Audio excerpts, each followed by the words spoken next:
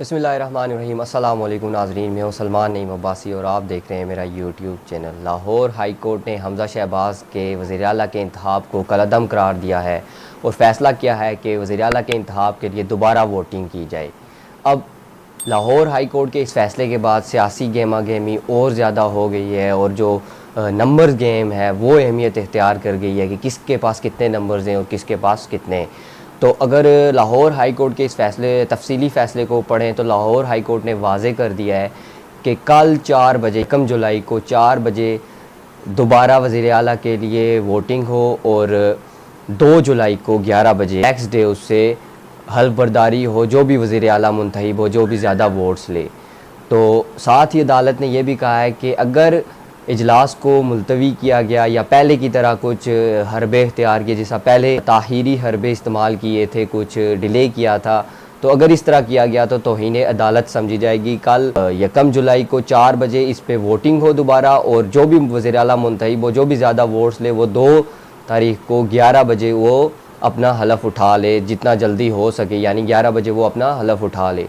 Number games के ऊपर अगर हम आएँ तो पाकिस्तान मुस्लिम लीग नून के पास 165 सीट्स हैं, जिसके साथ ही पीपल्स पार्टी की हमायत हासिल है और 7 सीटें पीपल पार्टी के पास हैं। एक राय हक पार्टी की सीट है और 4 जो इंडिपेंडेंट हैं वो भी उनके साथ हैं, तो जिन्होंने पहले भी हमज़ा शहबाज को वोट किया था। तो ये तकरीबन जो हुकूमत के पास जो सीट्स बनती है वो 177 बनती हैं। अब पाकिस्तान तहरीक इंसाफ की अगर हम बात करें तो तहरीक इंसाफ के पास 158 सीट्स हैं अपनी और 10 सीट्स जो हैं वो PMLQ की हैं, तो ये 168 हैं और एक इंडिपेंडेंट जो है उसकी हमायत उनको हासिल है, तो ये 169 बनते हैं। तो 169 और 177। अब इसमें यह भी कहा जा रहा है, ये कोई ऑथेंटिक नहीं है, लेकिन ये ख़बरें भी आ रही हैं कि जो पाकिस्तान तहरीक इंसाफ के 6-7 MPs हैं वो हज के लिए गए हुए हैं, तो उनका वोट भी नहीं होगा। तो इसमें भी अगर दोबारा जब वोटिंग होगी कल यानी 4 बजे, तो तब भी हमज़ा शहबाज को 10-11 वोट्स की उनको लीड, जो भी ज़्यादा वोट्स लेगा वो दोबारा वज़ीर आला मुंतखब हो जाएगा। ये कोई 1/3 अक्सरियत या 2/3 अक्सरियत की उसको ज़रूरत नहीं है।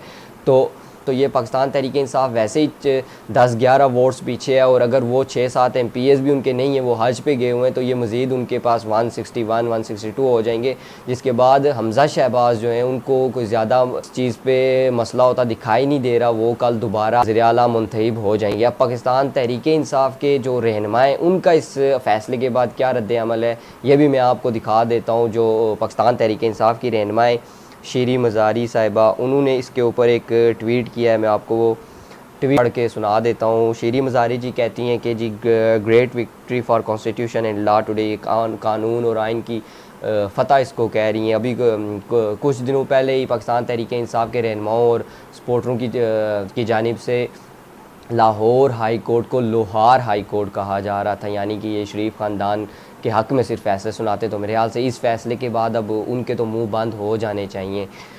उसके बाद जी PTI stand vindicated as Hamza Sharif, no more CM, one more plank of us regime change conspiracy falls, imported government in Punjab gone, bureaucracy police should be warned and stop their politicide actions and harassment of PTI workers and leaders. ये जी शीरी मज़ारी साहिबा इसको कानून और आइन की फ़तह कह रही हैं। साइड पे अगर मैं आपको फवाद चौधरी का अगर ट्वीट दिखाऊं जो इस फैसले के बाद उन्होंने किया है, तो वो कह रहे हैं जी कि हाई कोर्ट के फ़ैसले ने पंजाब में सियासी बहरान में मज़ीद इजाफ़ा कर दिया। हमज़ा की हुकूमत बरकरार नहीं रही, लेकिन जो हल दिया गया इसके नतीजे में बहरान ख़त्म नहीं होगा। इस फ़ैसले में कई खामियां हैं, लीगल कमेटी की मीटिंग बुला लिया है, हाई कोर्ट के फ़ैसले में खामियों को लेकर सुप्रीम कोर्ट से रुजू करेंगे।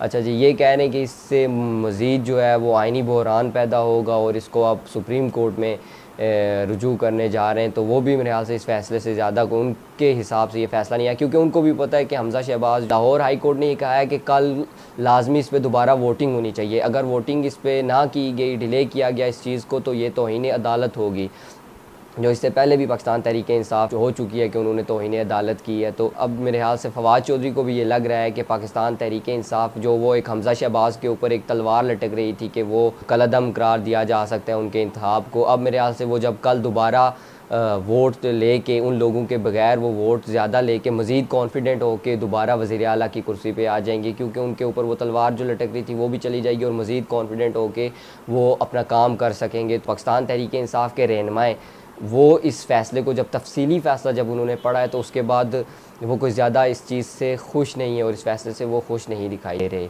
लेकिन पाकिस्तान तहरीक इंसाफ के जो सपोर्टर्स हैं वो इसके ऊपर बहुत ज़्यादा खुश थे और मिठाइयाँ बांट रहे थे। लेकिन जब उन्होंने भी इस तफसीली फ़ैसले को पढ़ा तो मेरे ख्याल से पाकिस्तान तहरीक इंसाफ का वोटर और पाकिस्तान तहरीक इंसाफ के जो रहनुमाएँ वो कोई ज़्यादा इस फ़ैसले से खुश नहीं है। और पाकिस्तान तहरीक इंसाफ के लिए कोई सियासी तौर पर उनको कोई ज़्यादा फ़ायदा नहीं पहुँचाएगा ये फ़ैसला, और ना ही हुकूमत के लिए कोई ज़्यादा नुकसान पहुँचा सकता है ये फ़ैसला। कल और 2 जुलाई को हमज़ा शहबाज दोबारा वज़ीर आला का हल्फ़ उठा लेंगे और एज़ CM पंजाब वो अपना काम जारी रखेंगे। दीजिए इजाज़त, इंशाअल्लाह फिर मिलेंगे नए व्लॉग के साथ। तब तक के लिए खुदा हाफ़िज़।